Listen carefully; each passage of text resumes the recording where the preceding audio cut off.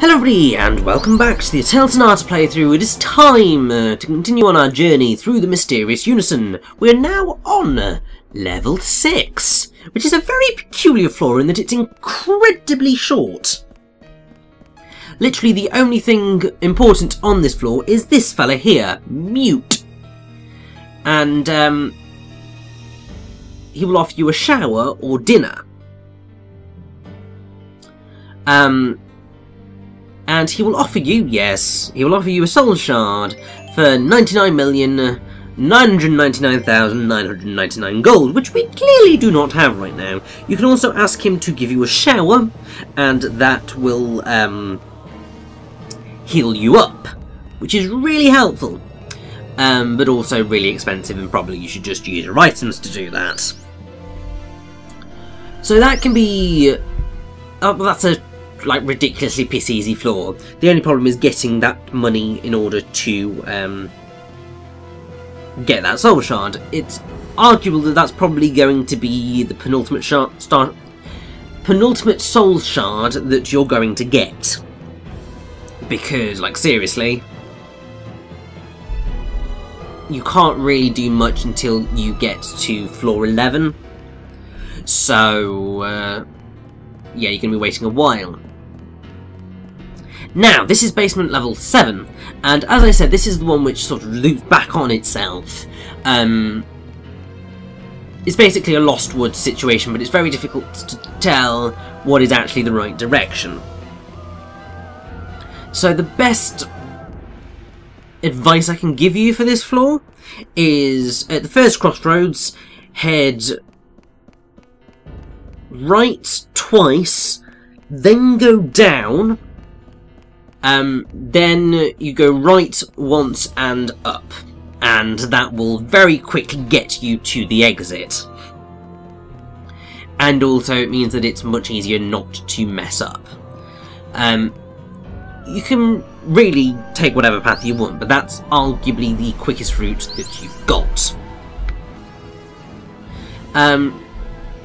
Then we end up on levels 8 and 9,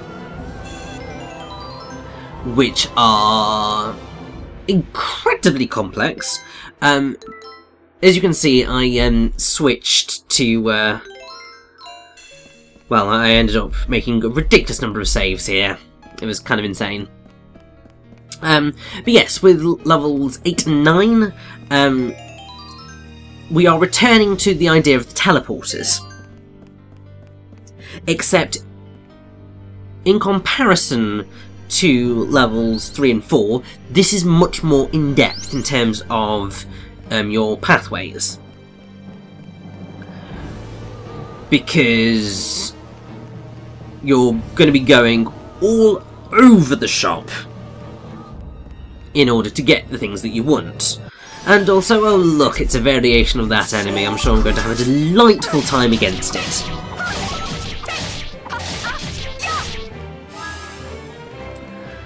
Never was fond of this enemy type. It's just always that little bit overly quick in terms of how it attacked, and I just didn't like it. And yeah, this is called a Ryugu, which is kind of hilarious. And of course it goes for Claves, but at least Claves is now in a much better position than she was for the majority of the dungeon, because she's now in the same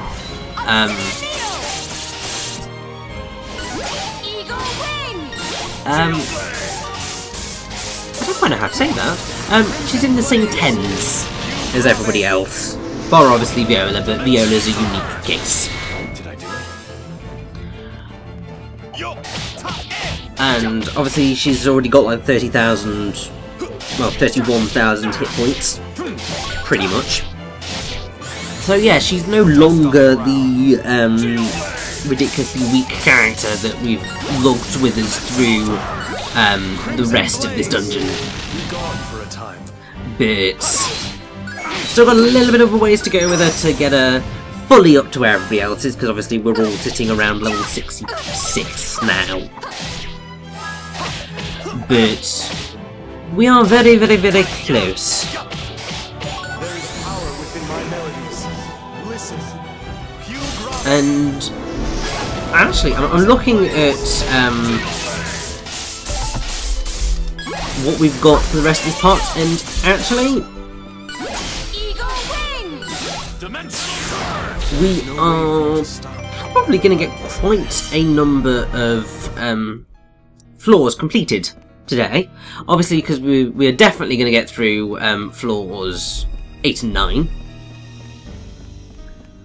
I suppose maybe we might just only get through floors 8 and 9. The reason I say that, so I'm looking at my wave forms on the audio of this video, because I record my commentary in Vegas Movie Studio, which is what I use to edit. Just because, one, that makes it easier for me when it comes to actually, you know, syncing things up, because then I don't have to go 3, 2, 1, click, and try and make sure that it is in sync. It's just all in the same place. It just makes my job so much easier. But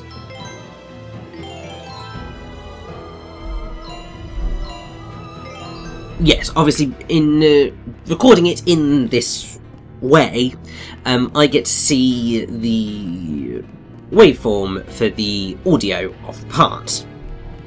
So I can see, oh, I'm going into a battle now, because I can see the peak in the audio of when Make the Leap comes in, and it's glorious. And there's actually going to be a nice stretch, about maybe 10 minutes or so, where we aren't going to be facing down any battles, as I'm going to show anyway. And I think that's probably because I am hopefully just going to, you know, run past them, because it can be quite frustrating to go through that many battles, and the parts are slowly but surely getting longer, as you can tell. But that's because the floors are slowly but surely getting bigger and bigger and bigger. I mean, if you look at the maps for level 10, 11 and 12, they are huge. And there are so many items on those floors that, yeah, you're gonna be picking up quite a lot of stuff. And quite a lot of goodies as well, to be fair, so it is worth it. I believe in these two floors, which are interconnected, there are a grand total of 6 treasure chests. Although obviously this is the PS3 version map, not the 360 version map, so I could be slightly wrong in it being 6. But if you are playing the PS3 version, yeah, there are definitely 6. So obviously the first one you could find just by going straight to the right from the entrance, and that will net you a nil coat. Then you want to head up at the junction and to the right, which will take you to level 9, where you can then go down, left, up for treasure chest number 2, which will net you an Azure umbrella, which we actually might be getting right now.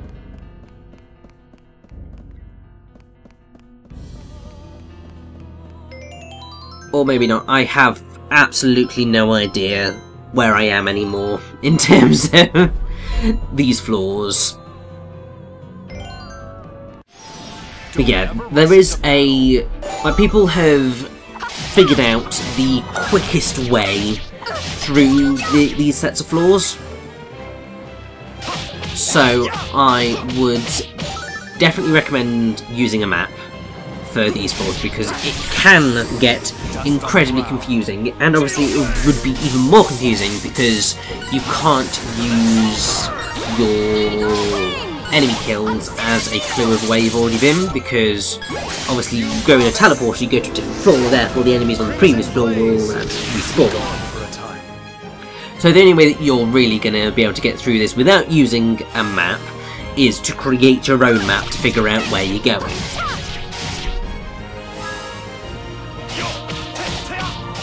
Which, I mean, I suppose could be fun.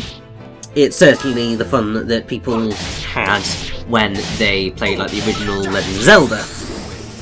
Like creating their own maps to figure out exactly where they were going, where everything was. Unfortunately, I am not part of that generation that found it incredibly fun to create their own maps for games. Let's keep moving forward. And also part of that generation of gamers that looks at the original Legend of Zelda and appreciates what it did at the time, but looks at it and just goes, "Oh boy, you did not age well, Macy." Which is why Breath of the Wild is very much the Zelda game that I would prefer to be playing, because it's much better at being a done in the same vein as the original Zelda, but is actually, you know, fair in terms of how it is constructed, shall we say.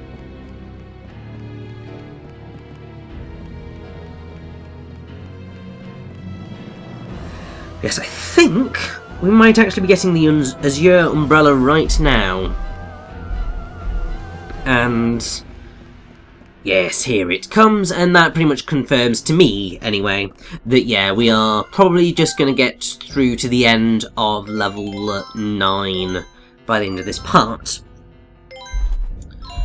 Which would then mean that we have a grand total of 4 floors remaining: 10, 11, 12 and 13. Level 13 is the location of the final boss of the dungeon. So, that is what will await us there. But first off, you know, we've kind of got to get to that point. And I've still got a number of parts to commentate over. I think, yeah, so there's pretty much a grand total of, after this one anyway, 3 more parts of the Mysterious Unison. So effectively what you are going to be getting, look at you guys, after this point is 1 floor per part.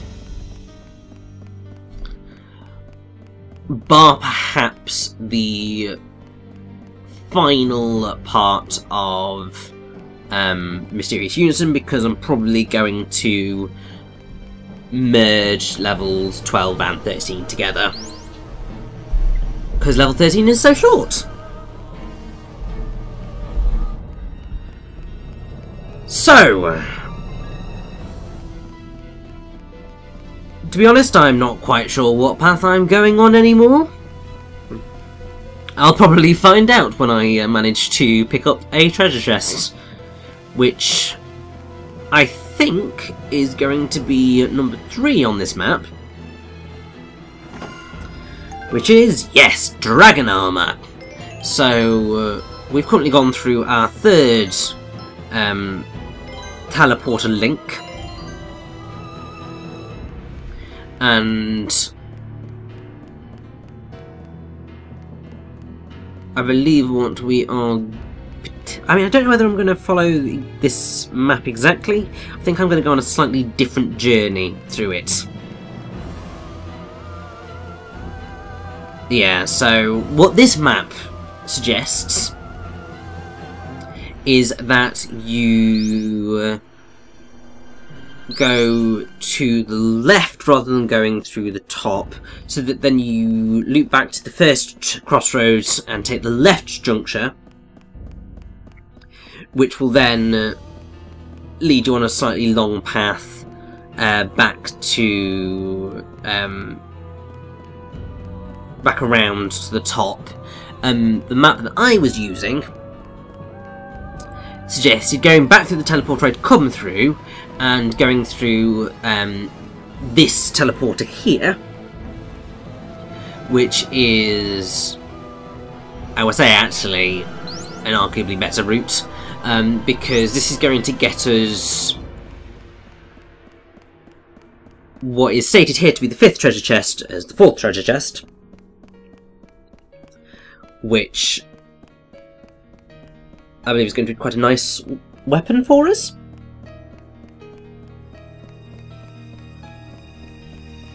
And then it's actually going to lead us almost directly to the next chest. And then that pretty much will take us out of the loop, so to speak.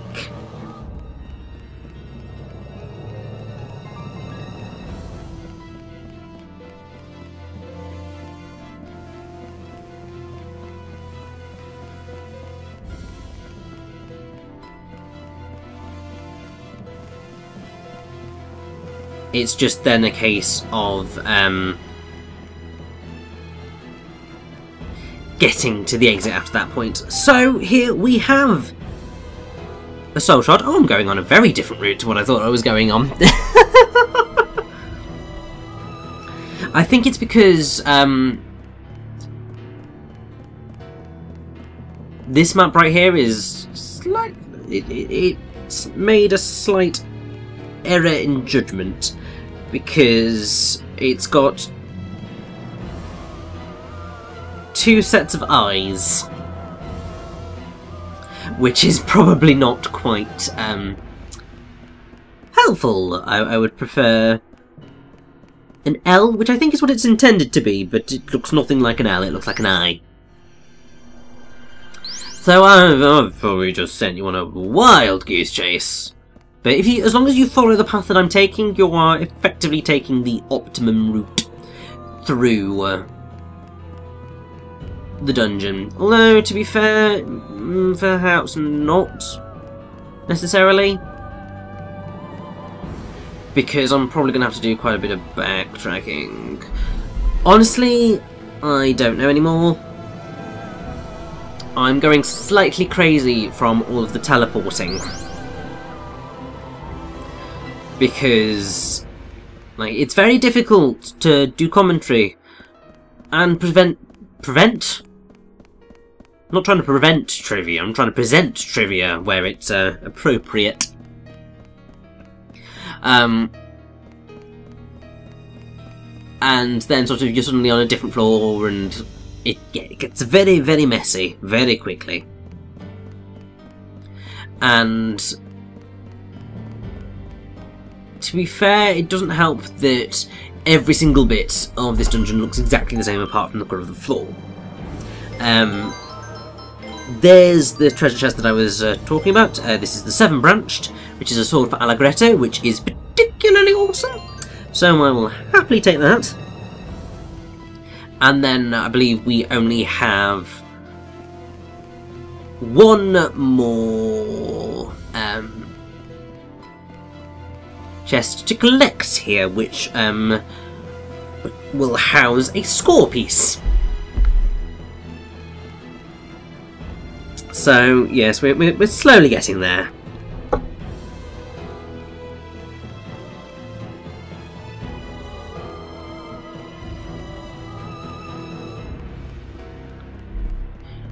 I will say something that I do wish that the Mysterious Unison did is have perhaps greater variety in its enemy types, because while it can be fun to kind of master an enemy,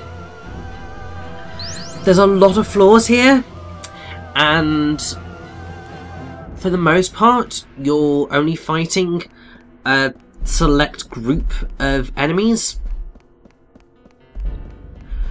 which can just be that little bit dull, I suppose.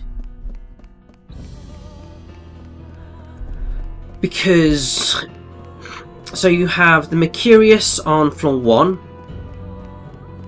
then you slowly work your way up to the Roaming Pirate, then you slowly work your way up to the Perfect Melon, then you slowly work your way up to the Ryugu, and then there's only one more enemy type that we're going to face in this dungeon, And that's all 13 floors of it. Which is kind of nuts. There are a grand total of 4 bosses that you face throughout the dungeon. The Mercurius on the first floor, before you even get onto the first floor. The Deep Lurker, which obviously we've faced. And then 2 more. One of which is found at the end of floor 11, which I would heartily recommend you make sure you save before, because that is the one that I would argue is the most challenging fight of the game. And then the final optional boss, which is located right at the end of floor 13. So yeah, we've got quite a ways to go, but it's fine. Because we've now picked up all of the treasure chests on levels 8 and 9. And so it's pretty much just time to run straight towards the exit, because I'm ready for a cup of tea.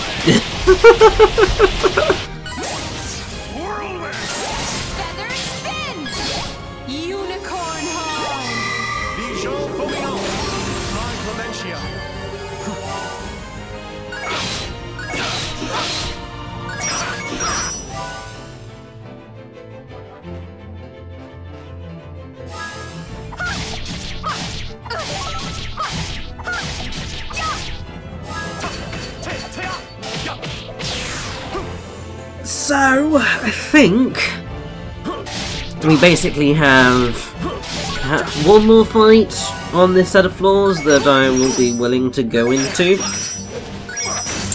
I mean, it could also be that, you know, I get caught offside. And, because that can certainly happen in this place, because obviously there's so many enemies, and you're sort of weaving your way through, that you can very quickly be blindsided by an enemy, and you're just like, no, no, don't want to fight you, don't want to fight you, don't want to fight you. Oh, bloody hell, you've got me through the back. And now I have to fight you, and I'm in a worse off position, which is a delight. Do not be ashamed. But, oh well, these things happen, and there we go, Clanvase, you're finally at level 60. And you've learned Bird Swarm. I can't remember what Bird Swarm does. Oh yeah, it's alright. And yeah, I finally just go, I don't like Dimensional Turn. Getting rid of that one. How pitiful. Ah yeah, so I basically saw, you know what, I'm pretty damn close to the level up on Frederick and Jazz, so you know, I'm just gonna go for it. I mean, it makes sense, doesn't it?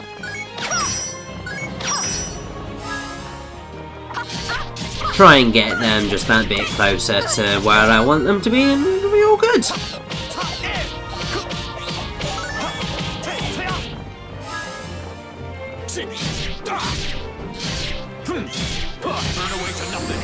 And also, you've probably noticed one of my techniques for trying to get these fights to go as quickly as possible, and that is focusing on one enemy. Because the idea is that you're able to kill them in sort of one fell swoop. And then the other sets of enemies will kind of close right in on you. Or at least that's the idea. And then that traps them, effectively, so that you can defeat them quite quickly. Because then you're getting like multiple hits on multiple enemies, and you know, it just makes it a lot quicker to deal with. Annoyingly, these Perfect Melons didn't decide to play ball with me this time,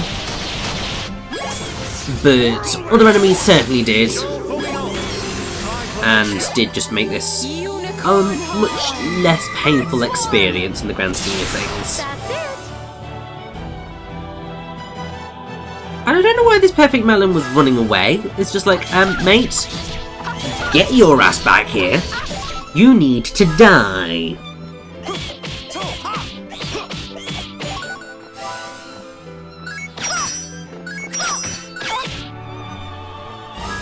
And, that death is coming. right now. Can you see the point of my sword? Obsidian Needle! So yeah, Obsidian Needle is a pretty awesome special attack for Clamaze, and this is why she can actually prove to be very useful throughout the Mysterious Unison, and Crimson Blaze. could be argued to be one of the good party members, but obviously it takes her this long to get to the point where that is good, and for God's sake I did level up. Oh, that's painful, but I did get off to... I did manage to show off Obsidian Needle as a special attack, so not all is lost.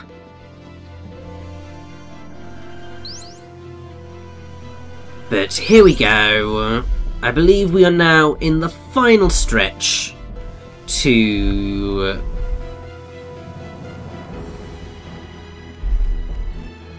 get to the exit of levels 8 and 9.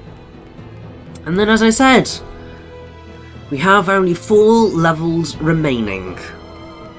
And